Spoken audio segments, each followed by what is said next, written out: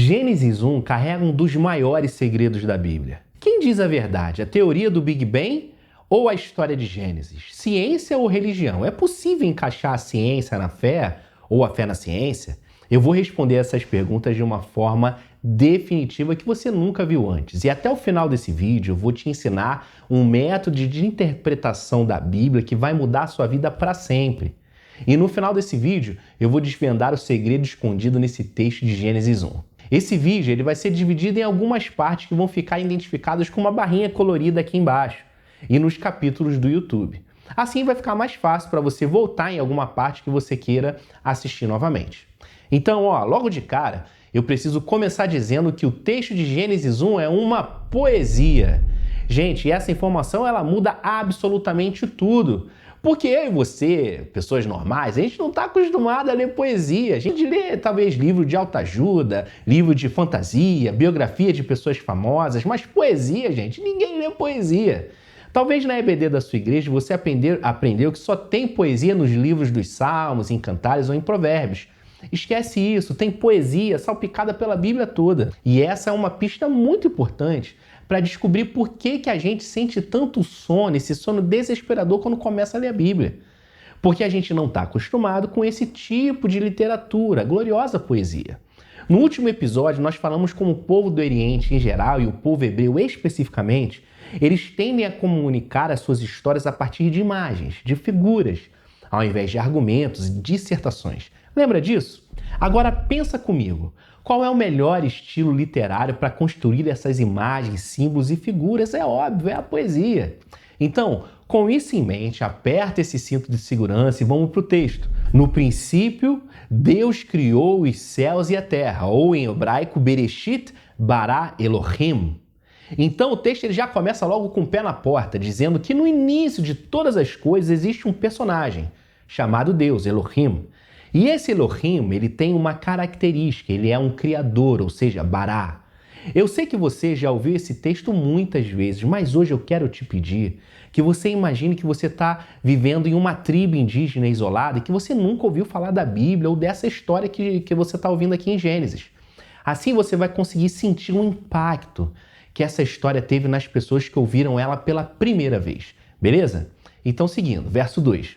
A terra era sem forma e vazia, havia trevas sobre a face do abismo e o Espírito de Deus se movia sobre a face das águas. Agora esse Elohim cria uma terra meio que desarrumada. Esquisito, né? Deus criou uma coisa imperfeita para ir arrumando depois, passo a passo. Mas novamente, presta atenção, nós estamos lendo uma poesia. E essa expressão sem forma e vazia, ela quer transmitir para mim e para você uma ideia, uma imagem. Essa expressão, sem forma e vazia em hebraico, ela é tovu vavohu. E ela significa alguma coisa como um nada no meio do caos. A ideia aqui é como se você pegasse o nada, pega o nada, coloca dentro de um liquidificador e liga na potência máxima. Você percebe a imagem que eu acabei de formar na sua cabeça? Talvez você esteja pensando assim, olha, Rafael, mas você pegar o nada e colocar no liquidificador e bater vai continuar sendo nada, não faz sentido. Exatamente. Não faz sentido em uma leitura literal, mas numa poesia você entende de cara que é o pleno estado de caos e desordem da inexistência. Essa ideia vai ser muito importante lá na frente. Tovu vavohu, o nada em estado caótico. Agora, esse Elohim, ou seja, Deus, que é o Criador, que ordena o caos, ele também é Ruach, espírito, um vento, um sopro, que merechefet, ou seja, paira sobre a face do abismo. Maravilha até aí? Versículo 3. Então Deus disse, haja luz. E houve luz. Então agora esse Elohim, além de criador que ordena o caos da inexistência e espírito que paira sobre a face do abismo, ele atua no universo pelo poder da sua palavra. Gente, isso é incrível. O texto diz que esse Deus não tem poção mágica, não tem varinha mágica, ele não usa nenhum outro tipo de ritual, ele é tão poderoso que ele faz com que as coisas que não existem passem a existir pelo poder da sua palavra. Se isso é verdade, minha gente, estudar os impactos e a profundidade da palavra de Deus tem que ser a nossa prioridade. Milhares de anos depois, um moço chamado João, ele resumiu isso dizendo que no princípio era o Verbo. O Verbo é a palavra que carrega dentro de si o poder da ação. Esse Deus de Gênesis, ele é o Verbo, ele é a palavra, ele age no universo através do poder da sua palavra. Filosofei brabo aqui, né, minha gente? Mas poesia é isso. Inspira beleza nas palavras.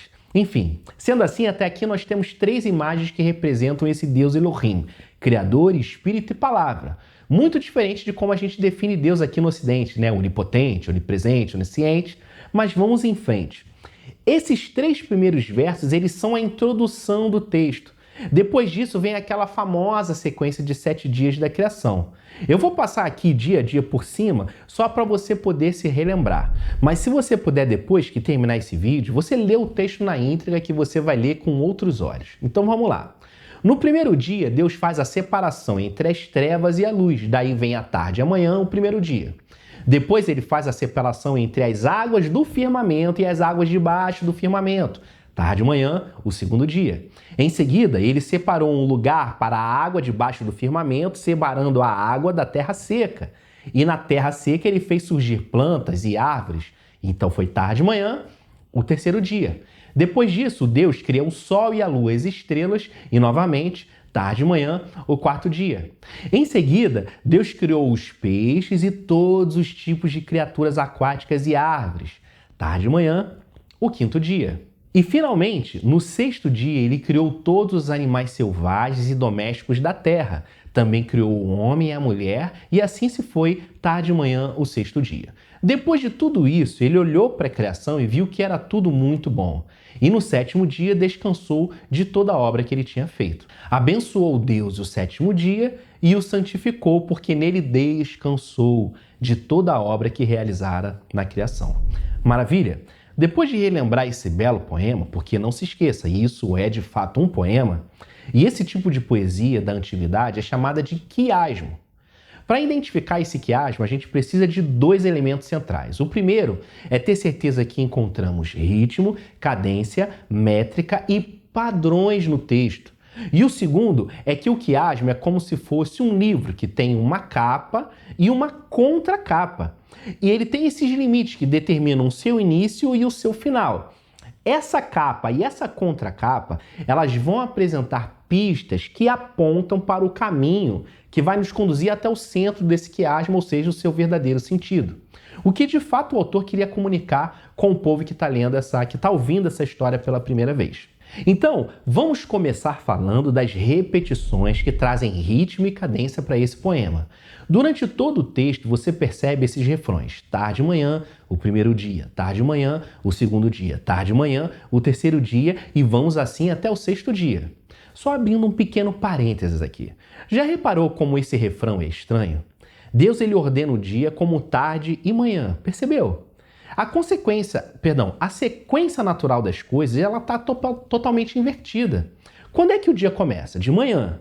E quando que ele termina? Obviamente é de noite, para gente que tem luz elétrica. Mas para um povo que vive em luz de fogueira, o dia ele termina no final da tarde, no entardecer. Então, começa manhã e termina tarde. Alguém, por favor, pode me explicar por que raios, então, o texto tem esse refrão tarde e manhã ao invés de manhã e tarde? Isso é muito esquisito, mas deixa isso para depois. Vamos continuar comprovando que esse texto é uma poesia e não é um relato científico. Pega essa coisa de tarde e manhã e deixa aqui na nossa lista de dicas, de potenciais caminhos para a gente encontrar o centro desse texto. Outra repetição que dá ritmo e cadência a esse texto é o refrão "e viu que era bom". Ele criou a luz, viu que era boa, criou os oceanos e o firmamento e viu que era bom. Os corpos celestes no universo e viu que era bom, e viu que era bom, e viu que era bom. Você tem essa repetição no texto que é justamente para trazer essa cadência, para trazer esse ritmo, porque, gente, esse texto aqui não é um relato cientificamente comprovado de como que as coisas aconteceram. Ele é, de fato, uma poesia, tarde e manhã, e viu que era bom. Todas essas repetições elas vão apresentando para a gente esse ritmo, essa cadência. Agora vamos pensar um pouquinho sobre a métrica do texto. Gente, isso é maravilhoso. Repara no seguinte, se você observar o texto na sua estrutura de parágrafos, sem considerar, obviamente, a introdução e a conclusão, a capa e a contracapa, nós vamos ver um parágrafo pequeno, seguido por um médio, seguido por um grande. E depois você vem um parágrafo grande, depois um médio e depois um pequeno. Pequeno, médio, grande, grande, médio, pequeno. Mas entre o último parágrafo pequeno e a conclusão da poesia, no início do capítulo 2, temos um parágrafo gigantesco que parece um intruso nessa estrutura. Esse parágrafo protuberante, ele fala do quê? Da criação do homem e da mulher. O que faz todo sentido para quem observa essa poesia. A criação do homem, ela salta do resto da criação. Ainda falando sobre a métrica, mas agora no que se refere ao seu conteúdo no texto, você percebeu que Deus ele passa 3 dias separando coisas? Ele separa trevas da luz. Ele separa as águas do firmamento das águas debaixo do firmamento. Ele separa a terra seca dos oceanos. Já nos dias 4, 5 e 6, ele cria coisas. No dia 4, ele cria o sol, a lua e as estrelas que vão preencher o dia e a noite que foram separados no dia 1. No dia 5, ele cria aves no céu e criaturas aquáticas que vão preencher o mar e o firmamento separados no dia 2. No dia 5, ele cria as aves dos céus e as criaturas aquáticas que vão preencher o mar e o firmamento separados no dia 2. No dia 6, ele cria os animais terrestres, o homem e a mulher, para a porção seca que foi separada no dia 3. Então, o dia 1 corresponde ao dia 4, o dia 2 corresponde ao dia 5, o dia 3 corresponde ao dia 6. E se você foi atropelado por tudo isso e a sua cabeça está explodindo, é isso que eu quero. É isso que o texto quer. Gente, isso daqui não é um relatório científico, não é uma dissertação, não é um relatório que é para provar como que a criação foi feita em milhões ou centenas de milhares de anos. Isso aqui é uma poesia. Ritmo, cadência, métrica e agora padrões. Precisamos achar os padrões. Os padrões no texto são números e números apresentam imagens e códigos. Não é numerologia judaica, pelo amor de Deus, nem cabala. São apenas números que comunicam, na verdade, símbolos. A gente viu na introdução que Elohim ele é Bará, criador, Ruach, espírito e palavra. Ele age pelo poder da sua palavra, ele é o verbo. Ou seja, são 3 características. Uma pista para que a gente encontre padrões de 3, não é verdade? É óbvio, certíssimo. Em 3 dias ele fez o quê? Ele fez a separação. E em 3 dias ele fez a criação. Os primeiros 3 dias, eles esperam os 3 últimos dias. A palavra bará, ligada ao ato de criar, ela aparece em 3 parágrafos. Na introdução, no versículo 1, no meio, no versículo 20 e no final, no versículo 27. Mas no final, essa palavra ela aparece repetida loucamente, uma do lado da outra. Quantas vezes, você me pergunta? Ah, é isso mesmo, 3 vezes. Tá lá assim, criou o homem à sua imagem, a imagem de Deus o criou. Homem e mulher os criou. Parece uma ênfase no ato, no esforço criativo de Deus, daquilo que nós vamos descobrir ser o pináculo da sua criação, o homem e a mulher. Vamos ver isso em detalhes na próxima semana, mas voltando. Vemos 3 por toda parte, mas nós também vemos padrões de 7, porque foram 7 dias no total para a criação. Você acredita que o verso 1 tem 7 palavras no hebraico, 7 vezes 1? Que o verso 2 tem 14 palavras, 7 vezes 2? Que a palavra terra aparece 21 vezes, 7 vezes 3? A palavra Deus é mencionada 35 vezes, 7 vezes 5? O 7º parágrafo tem 35 palavras, 7 vezes 5? E a frase assim foi aparece 7 vezes no hebraico? Loucura, não é verdade? E aí, entendeu? Não é uma sequência de fatos a ser estudada, é a pintura de uma imagem poética a ser admirada. Fechado? Então, pelo amor de Deus, é uma poesia com ritmo, cadência, métrica e padrões. Uma outra característica muito importante do quiasmo é o fato de que neles estão contidos problemas, ou seja, aparentes falhas lógicas que foram literalmente esculpidas dentro do texto para chamar a nossa atenção. Daí, a partir de agora, quando alguém aparecer te confrontando com as aparentes contradições e falta de lógica de alguns textos da Bíblia, você avisa para esse queridão, essa queridona aí, que esse texto ele não foi escrito por uma mente ocidental. Que a criação não é a transcrição em apoio ou negação da teoria do Big Bang. Porque isso, família, isso é uma poesia. O primeiro relato da criação tem todo tipo de problema. Primeiro, a gente tem a troca da ordem natural, tarde e manhã, ao invés de manhã e tarde. Segundo, como é que vai ter luz no primeiro dia se o sol só aparece no quarto dia? Aliás, como é possível dizer que o primeiro, o segundo e o terceiro dias são, na verdade, dias, se não tinha o sol para contar a passagem dos dias? Porque eu só consigo saber que o dia começa ou que ele acaba quando o sol nasce e quando o sol se põe. É assim que a gente mede. Esses são problemas que servem para reafirmar que isso não é para ser cientificamente comprovado ou lógico. É uma poesia, ritmo, cadência, métrica, padrões e uma falta de preocupação com a lógica das coisas, porque a preocupação do texto está em construir imagens e aguçar a curiosidade de quem escuta pela primeira vez esse texto. Para entender o sentido desse quiasmo, nós precisamos entender a sua estrutura. Quiasmos, geralmente, eles têm início, meio e fim, e são limitados no início e no final com uma capa e uma contracapa, como eu já falei.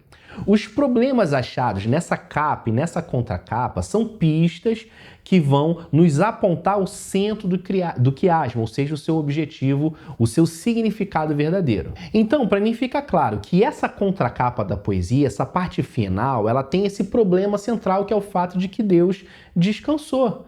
Então isso é uma pista muito importante que a gente precisa voltar lá na capa do poema, no início, para a gente conseguir encontrar alguma coisa relacionada a essa questão de descanso. No início, na introdução do poema, nós dizemos que Deus, Elohim, criou Bará, os céus e a terra. E que a terra ela era tohu vavohu, vazia. Ou como a gente falou, é como se você pegasse o nada e colocasse dentro de um liquidificador e ligasse na potência máxima.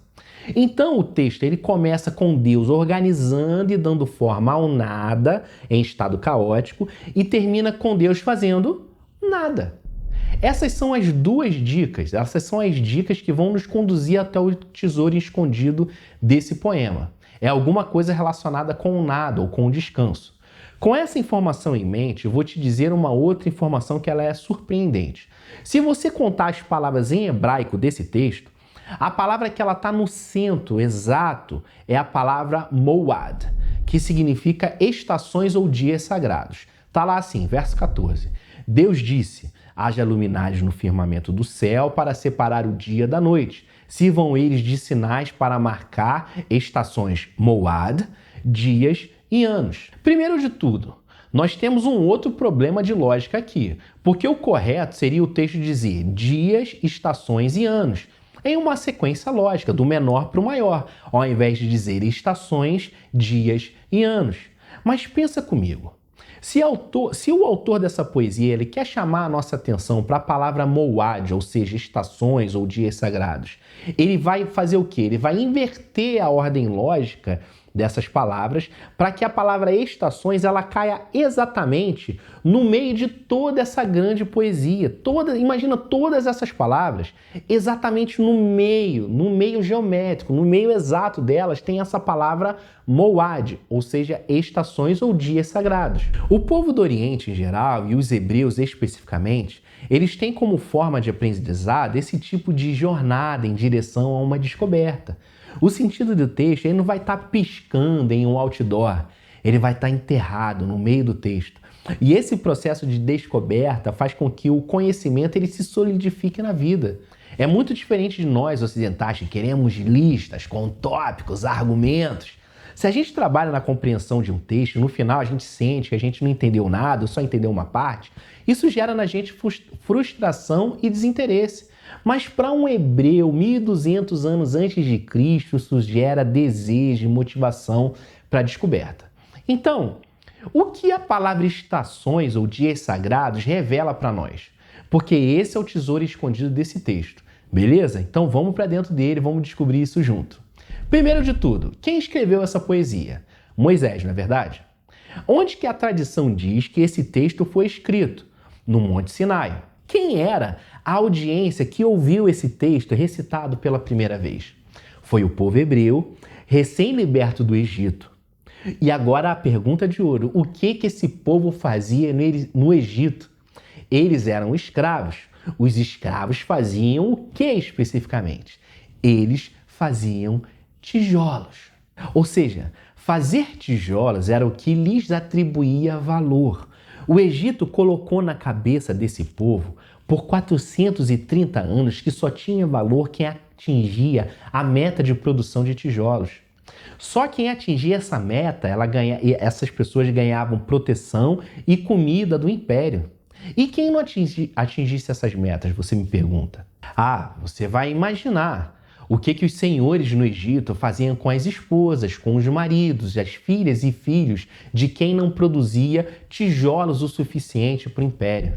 Então, família, segura onde você puder agora que eu vou te entregar tudo de uma vez só. A palavra moad, ou estações, ou dias sagrados no texto, faz todo sentido, porque ela complementa a ideia do nada, de fazer nada, ou seja, do descanso. Por quê? O verso diz que Deus criou o sol para marcar os dias sagrados e essas datas são as 7 grandes celebrações do calendário judeu: Shabat, Páscoa, Festa da Colheita, Pentecostes, Festa das Trombetas, Dia do Perdão e Tabernáculos. Deus estabelece isso para que o povo, em 7 oportunidades durante o ano, espelhando, obviamente, os 7 dias da criação, eles deixem tudo de lado para celebrar, para festejar. É o jeito que Deus tem de falar com o povo. Vocês são obrigados a parar tudo, gente. Alguém pega o telefone, arruma um DJ, aluga um som, luz e chama o povo porque nós vamos festejar. Vamos fazer uma churrascada e curtir a vida juntos, desfrutar da criação que é boa. Esse descanso em celebração, ele está impresso na vida do povo durante todo o ano. É como se Deus estivesse dizendo: olha, antes de te ensinar tudo que eu vou te ensinar nesse relato fabuloso que eu dei para Moisés, tudo que está relatado no Pentateuco, a minha primeira prioridade é te dizer que você precisa descansar. Você precisa aprender a descansar em mim, a confiar em mim e não na força do teu braço. Para esse povo recém-saído do Egito, que percebia o seu valor a partir daquilo que eles faziam e produziam, Deus diz: descansa. Para o povo que achava que só era bom o suficiente, quem atingia suas cotas de produção de tijolo, ele diz: a minha criação é boa, eu vejo que ela é boa, nada muda isso, vocês são muito bons e alegram o meu coração, não se preocupe com o dia de amanhã e com as incertezas da vida, descanse em mim, você precisa fazer nada, parar e relembrar todos os dias e todas as semanas que você fizer Shabat, que o seu valor não está naquilo que você faz, mas o seu valor está naquilo que você é, e você é a joia da minha boa criação. No capítulo 2, verso 2, quando o texto diz que Deus descansou, a palavra no hebraico é Shabat. Deus diz para o povo: eu criei o Shabat. Acredita-se que o povo que ouviu essa joia em forma de poesia diretamente de Moisés, ele já tinha o costume de fazer o Shabat. De alguma forma, essa tradição ela passou de geração em geração desde o princípio de todas as coisas. Para esse povo, Deus os apresenta a sua origem. Agora me diga, quando você é um escravo, o seu dia começa de manhã, ao raiar do sol, e termina à noite, no pôr do sol. Manhã, produção, noite, descanso. Manhã, produção e noite, descanso. Essa é a dinâmica, esse é o sistema econômico desse império de dominação no Egito. Manhã e noite, o primeiro dia, e todos os outros dias desses 430 anos de escravidão. Mas na economia de Deus, no reino de paz, no reino de Shalom, quem governa não é a produção, mas é a confiança de que Deus é o Elohim, o Deus Todo-Poderoso. Por isso, o dia de Deus ele começa de tarde e termina de manhã. Por isso, tá de manhã o primeiro dia, tá de manhã o segundo dia e todos os outros dias. Porque o dia de Deus começa à tarde com o descanso, não começa com o trabalho. Na cultura desse povo hebreu, o Shabat começa quando? Ele começa no pôr do sol de sexta-feira. E quando que ele termina? No pôr do sol de sábado. Você está entendendo? Está entendendo a profundidade disso? No sistema de Deus, que não é um império, mas é um reino, o dia começa descansando.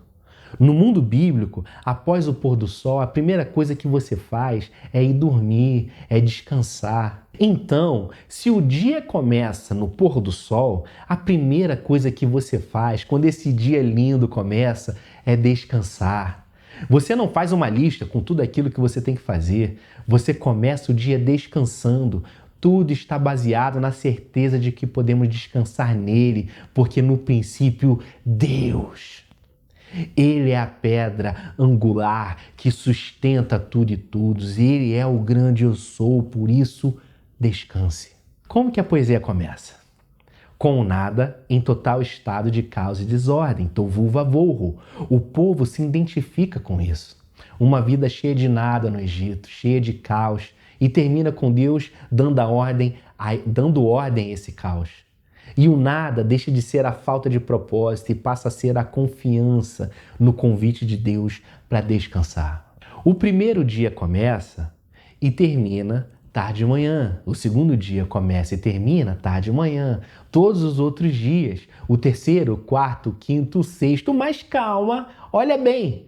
O único dia que não tem esse refrão, essa repetição tarde de manhã é o sétimo dia. Não está escrito na Bíblia tarde, manhã e sétimo dia. Porque o sétimo dia, ele é um dia que não tem fim. O sétimo dia é um dia eterno. Parece que o autor, ele deixa esse dia pendurado, em aberto, sem um fechamento. É como se nesse sétimo dia Deus nos convidasse para nos juntarmos a Ele nessa jornada criativa que não termina no sexto dia. Porque com Ele nós criamos e fazemos tudo. Tudo que nós fizermos é bom, invenções, moda, arte, ciência, política. Com Ele criamos, damos um passo atrás e contemplamos a obra gerada pelos únicos que carregam a imagem e semelhança do Criador. E junto dele, olhamos tudo que fizemos e vemos que é muito bom.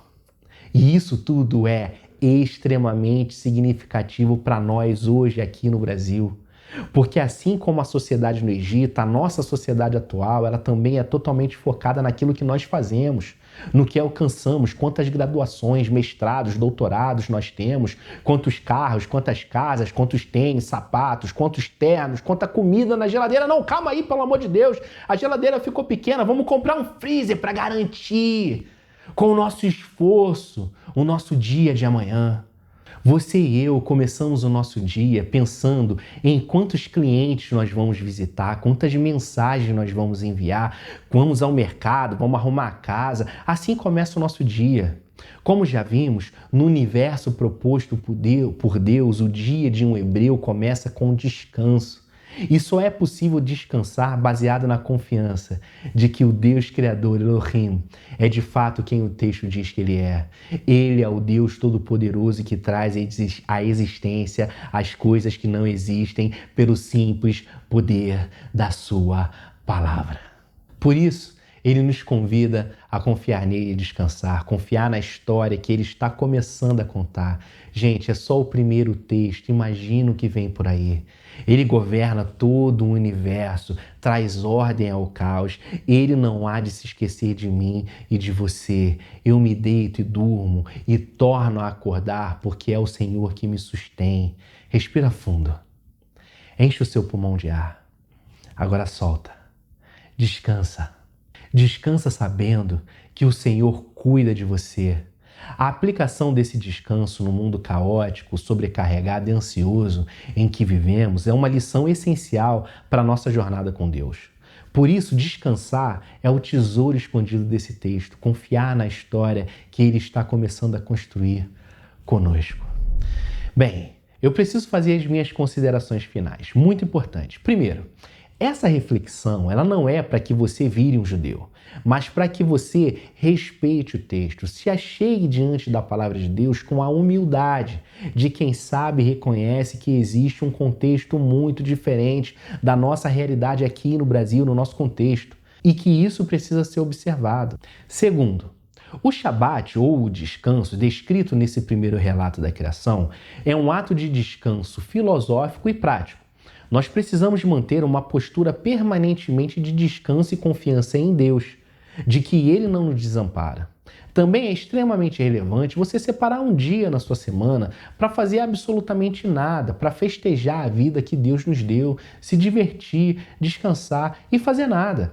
Eu sei que no mundo de hoje, onde muitos trabalham como escravos 6 dias na semana, que o único dia de folga é uma roleta russa, que uma semana cai na terça, outra cai na quinta e uma vez por mês cai no domingo, eu sei que pedir para você descansar é quase uma loucura. Mas o Deus Criador diz para nós que precisamos parar, fazer nada e apenas admirar a boa criação à nossa volta. Olhar para além da desgraça do pecado que tenta desordenar todas as coisas e perceber que Ele é bom e que nele nós podemos descansar. Terceiro, e para acabar, diante de tudo que a gente falou hoje, apenas no primeiro texto, na primeira história do primeiro livro da Bíblia, você vai ser tentado a desistir e a pensar, meu Deus do céu, tudo isso é muito difícil, eu vou deixar esse negócio para lá, isso aí é para quem quer estudar teologia, eu não tenho tempo para isso não. Meu irmão e minha irmã, preste atenção. Você precisa entender que Deus é a palavra, que Ele atua no universo pelo poder da sua palavra. Ignorar a palavra é ignorar o próprio Deus. Você pode ter certeza que nós da Etnos, nós vamos estar aqui todas as semanas. E a gente vai trazer cada semana um episódio novo para poder te abençoar. Então, por favor, fica com a gente. Se inscreve aí no canal, bota aí, marca aí o sininho da notificação, porque vale muito a pena dedicar tempo e energia para observar esse texto brilhante, escrito pelo Deus que atua no universo pelo poder da sua palavra. Então, é tudo isso por hoje. Obrigado por você assistir até o final e eu te vejo na próxima.